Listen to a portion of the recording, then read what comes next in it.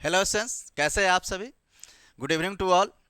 आज का जो टॉपिक है जो हम लोग डिस्कस करेंगे वो है मीटर ब्रिज या स्लाइड वायर ब्रिज, यानी मीटर ब्रिज और स्लाइड वायर ब्रिज के ऊपर जो है डिस्कस करेंगे। ये मीटर ब्रिज का ही दूसरा नाम है स्लाइड वायर ब्रिज। एक्चुअली में जो मीटर ब्रिज है वो व्हीट स्टोन ब्रिज का ही प्रैक्टिकल फॉर्म होता है। जो व्हीट स्टोन ब्रिज में जैसे हम लोग अनोन रेसिस्टेंस को फाइंड करते थे नोन रेसिस्टेंस के हेल्प से, तो मीटर ब्रिज में भी हम लोग को क्या करना है, अनोन रेसिस्टेंस ही फाइंड करना है नोन रेसिस्टेंस के हेल्प से। तो ये उसका ये प्रैक्टिकल फॉर्म है। तो आइए एक बार थोड़ा सा सेटअप इसका देख लेते हैं किस तरीके से डायग्राम बना हुआ है। सबसे पहले देखिए कि यहाँ पे टू थिक कॉपर प्लेट को यहाँ पे कनेक्ट किए हुए हैं, जिसको ए बी, एक देखिए यहाँ पे ए बी लिखा होगा, एक मीटर ब्रिज वायर है, यानी टू थिक कॉपर प्लेट को एक A B metre bridge wire से कनेक्ट कर दिए। साथ ही साथ यहाँ पे एक आर जो रेसिस्टेंस है ये एक प्रकार का नॉन रेसिस्टेंस है, और एस जो है वो अनोन रेसिस्टेंस है जो यहाँ पे कनेक्ट कर दिए हैं। ये दोनों गैप के बीच में कनेक्ट किया गया है। ठीक है। तीसरा चीज इसमें यह है कि यहाँ पे CD एक वायर कनेक्ट किया है जिसमें गैल्वेनोमीटर लगा है, और यहाँ पे एक जॉकी यहाँ पे एडजस्ट कर दिए हैं। ठीक है। अब इसका काम क्या है, उसके नीचे सबसे नीचे देखिए एक मीटर स्केल लगा हुआ है जिसका स्टैंडर्ड डिस्टेंस देखिए, मीटर स्केल जो कि स्टैंडर्ड डिस्टेंस उसका है 100 सेंटीमीटर। प्रैक्टिकली है, इसमें रीडिंग नोट डाउन किया जाता है किसको, इस स्लाइड वायर जो यहाँ पे वायर जो यहाँ पे लगा हुआ है AB, तो ये जॉकी के हेल्प से यहाँ पे रीडिंग को नोट किया जाता है। अब कैसे रीडिंग को नोट करेंगे, तो सबसे पहले थोड़ा सा व्हीट स्टोन ब्रिज का एक प्रिंसिपल देख लीजिए कि जैसे व्हीट स्टोन ब्रिज में हम लोग क्या देखे थे। आइए थोड़ा सा याद दिलाते हैं, क्योंकि ये इसी प्रिंसिपल पे वर्क करता है। ठीक है। और यहाँ पे एक लगा हुआ था गैल्वेनोमीटर जो कि यहाँ कनेक्ट था। यहाँ पे R1 रेसिस्टेंस है, यहाँ पे R2 हो गया, यहाँ पे R3 और यहाँ पे R4। गैल्वेनोमीटर में क्या था कि यदि इस वाले सर्किट में करेंट्स का फ्लोमेंट्स यानी गैल्वेनोमीटर में 0 हो जाए तो ये इसका रेशियो इसके रेशियो के बराबर हो जाएगा, यानी R1 जो है R1/R2 का रेशियो होगा जो कि R3/R4 के बराबर हो जाएगा। ठीक है। कहीं कहीं इसको इंटरचेंज करके भी लिख देगा, R1/R3 is equals to R2/R4, एक ही बात है। ठीक है। तो इससे क्या पता चला कि यदि इस सर्किट में करंट 0 है तो ये रेशियो फ्लो होगा। तो इसके हेल्प से हम लोग अनोन रेसिस्टेंस निकालते हैं, या फिर इसका रेशियो यदि आपस में इक्वल हो जाए तो इसमें बीच में करंट्स का फ्लोमेंट्स 0 हो जाएगा। तो मीटर ब्रिज में भी यही प्रिंसिपल है। करते किस तरीके से है, इसका प्रैक्टिकल फॉर्म जो प्रैक्टिकल सेटअप होता है वहां पे देखिए। सबसे पहले क्या करते हैं कि ये जो जॉकी इसमें लगा हुआ है, इस जॉकी को इस स्लाइड वायर पे ऐसे ऐसे घिसते हैं। अब जैसे लेट सपोज कि ये यहाँ पे घिस रहे हैं, हर एक जगह रीडिंग नोट डाउन करना है कि गैल्वेनोमीटर में रीडिंग क्या शो हो रहा है। एक ऐसा पॉइंट भी आपको मिलेगा जिसमें गैल्वेनोमीटर में करेंट्स का जो फ्लोमेंट्स होगा वो 0 हो जाएगा, और उस पॉइंट्स को हमने यहाँ पे क्या मेजर किया, देखिए यहाँ से घिसते घिसते ले गए और यहाँ पे इस D पॉइंट पे देखा गया कि गैल्वेनोमीटर में करेंट्स का फ्लोमेंट्स 0 हो रहा था। किसके हेल्प से, तो ये मीटर ब्रिज के हेल्प से प्रैक्टिकली हम लोग देख रहे हैं। तो जिस पॉइंट्स पे ये 0 हो रहा था तो उस समय इस पॉइंट्स को हम लोग एक नेम दे देते हैं जिसका नेम है नल पॉइंट।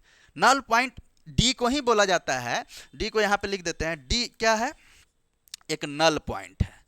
और नल पॉइंट देखिए, null point in the sense कि क्वेश्चंस पूछता है कि नल पॉइंट्स पे जो करेंट्स का IG जो होता है 0 होता है, यानी गैल्वेनोमीटर शोज नो डिफ्लेक्शन, यानी कि इस नल पॉइंट्स पे गैल्वेनोमीटर कोई डिफ्लेक्शन शो नहीं करेगा।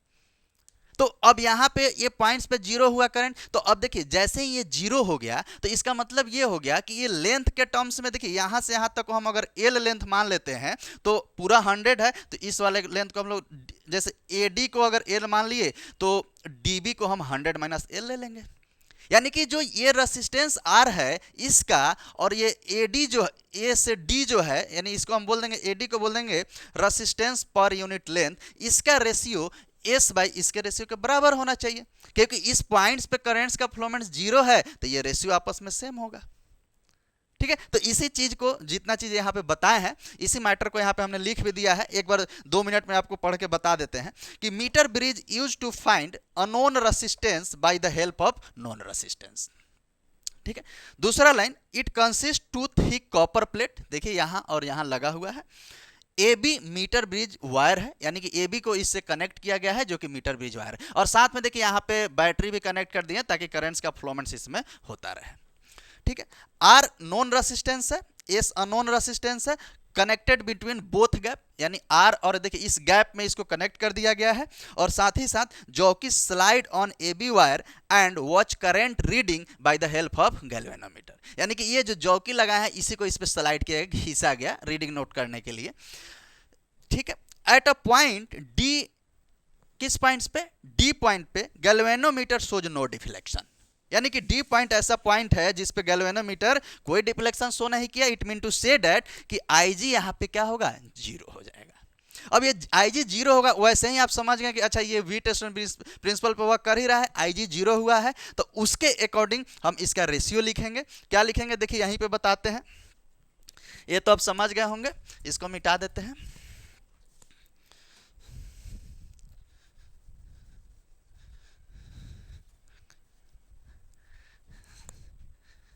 आइए, तो अब यहां पे आई जे जीरो होगा, तो अकॉर्डिंग टू दिस प्रिंसिपल हम क्या लिख सकते हैं, ध्यान दीजिएगा, R divided by A D,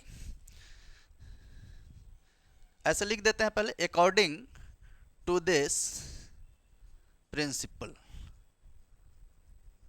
कौन से प्रिंसिपल, तो व्हीटस्टोन ब्रिज के प्रिंसिपल पे।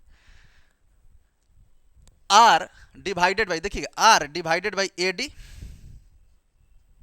Is equals to S divided by क्या, D B, S divided by D B लिख सकते हैं।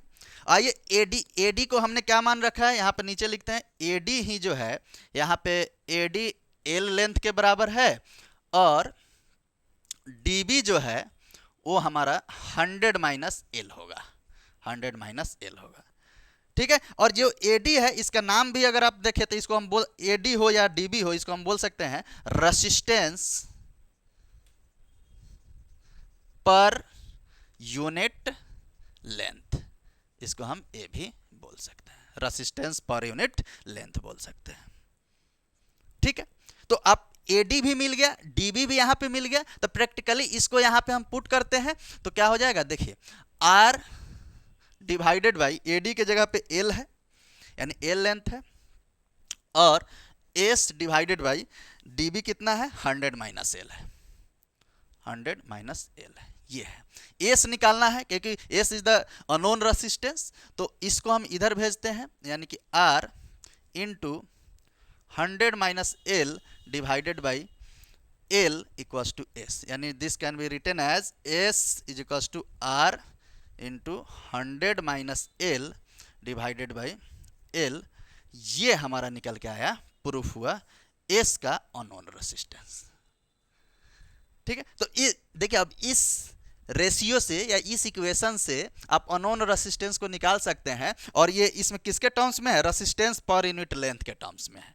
ठीक है। इसको 2-3 मेथड से और भी प्रूव कर सकते हैं। मेनली बेसिकली हम लोग को यहीं तक यहाँ पे पहुंचना था कि मीटर ब्रिज का यूज करके कैसे अननोन रेसिस्टेंस को फाइंड आउट करते हैं। जनरली देखिए इसमें थिक यूज क्यों किया गया, थिक वायर या थिक कॉपर प्लेट, अब ये समझना है। थिक कॉपर प्लेट इसलिए यूज किया गया कि देखिए थिक वायर का भी जो है रेसिस्टेंस जो है कम होता है, तो थिक वायर का यदि रेसिस्टेंस कम होता है तो वहां पे करेंट्स का वैल्यू ज्यादा होगा, तो इसीलिए जो है इसमें थिक का यूज किया जाता है, या थिक वायर का या थिक कॉपर प्लेट का यूज किया जाता है। ठीक है। जनरली देखिए थिक होने से ये भी है कि ये ज़्यादा स्मॉल रेसिस्टेंस को मेजर नहीं, ये स्मॉल करेंट्स को सॉरी मेजर नहीं करेगा, लेकिन जो है थिक लिया गया ताकि रेसिस्टेंस का वैल्यू कम हो और करेंट्स को आसान तरीके से मेजर, यानी करेंट्स का वैल्यू उसमें ज़्यादा हो जाए। तो इस प्रिंसिपल पे और नल पॉइंट्स पे ये भी पॉइंट याद रखिएगा, जो नल पॉइंट होता है इस पॉइंट्स पे आईजी जीरो होता है, यानी कि गैल्वेनोमीटर शोज नो डिफ्लेक्शन। देखिए लेक्चर में कंप्लीट आपका होना चाहिए ताकि आपको लिखने का और साथ ही साथ डायग्राम भी वहाँ पर रहे और ये भी उसमें नोट डाउन रहे, ताकि जब आप बोर्ड एग्जाम्स में खासकर जो है इसको लिख रहे होइएगा तो बड़ी आसान। देखिए मेनली जो है ये तो व्हीटस्टोन ब्रिज पे ही वर्क किया है, तो व्हीटस्टोन ब्रिज के ही फॉर्मूला के अकॉर्डिंग इसको प्रूफ कर दिए हैं। बोर्ड एग्जाम्स में तो खासकर 12th वाले बच्चों के लिए तो जो सिर्फ 12th दे रहे हैं, तो उनके लिए तो डायग्राम के साथ साथ में कुछ जो मैटर भी लिखना होता है और साथ ही साथ प्रूफ भी करना होता है। तो इस तरीके से मैटर को लिखिए, प्रूफ कर लीजिए। I think you got it very well. आपका जो भी डाउट होगा यहाँ पे क्लियर हो गया होगा, यानी मीटर ब्रिज और स्लाइड वायर ब्रिज को किस तरीके से डिफाइन करते हैं, और ये एक प्रकार का प्रैक्टिकल साइकिल है। तो मिलता है इसी तरीके से नए लेक्चर में, तब तक के लिए एंजॉय कीजिए। Tata bye bye, see you, thank you.